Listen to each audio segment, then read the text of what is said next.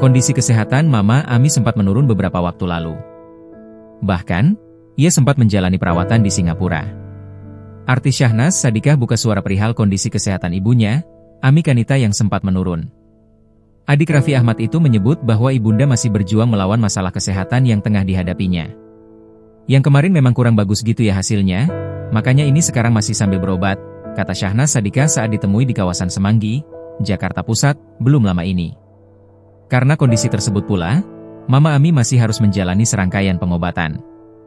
Bahkan, ia masih rutin bolak-balik rumah sakit untuk kontrol dan terapi.